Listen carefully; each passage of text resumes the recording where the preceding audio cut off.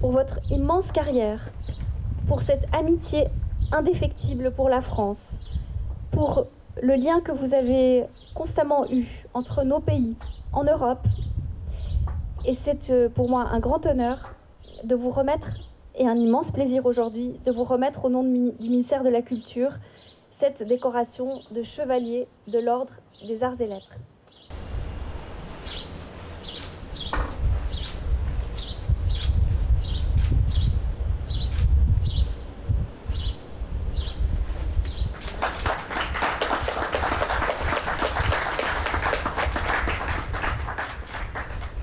Je suis né, j'ai grandi et ensuite j'ai quitté, il y a 35 ans, un pays où la liberté n'existait pas, où l'égalité n'était qu'un mot dans la langue de bois du jargon idéologique communiste. Quant à la fraternité, elle se manifestait uniquement dans la souffrance qui nous reliait.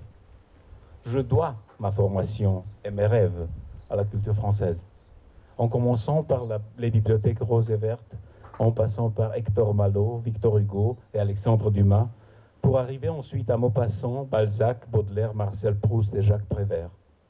Non seulement la littérature, mais le théâtre, le cinéma français, auquel jadis on ne pouvait accéder que grâce à l'Institut français de Bucarest.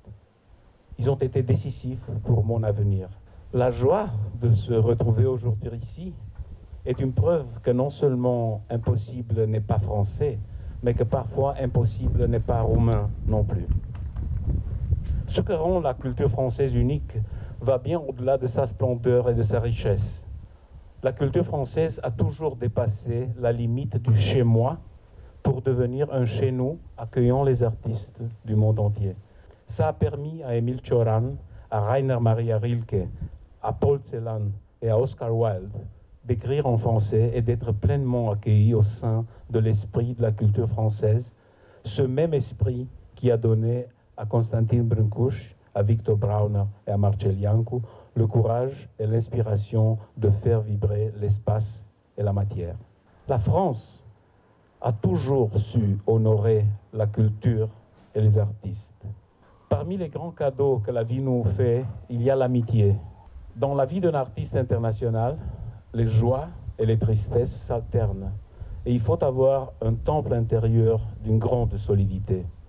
Les colonnes, les piliers de mon temple sont ma femme Chrysanta et mon fils Alexis. En paraphrasant René Magritte, ceci n'est pas un discours de remerciement genre cérémonie des Oscars ou des Césars.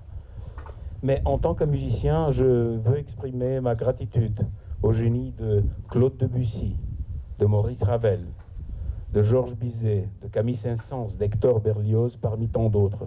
Ils sont les créateurs de la musique française qui jouent un rôle important dans beaucoup de mes programmes de concerts à travers le monde.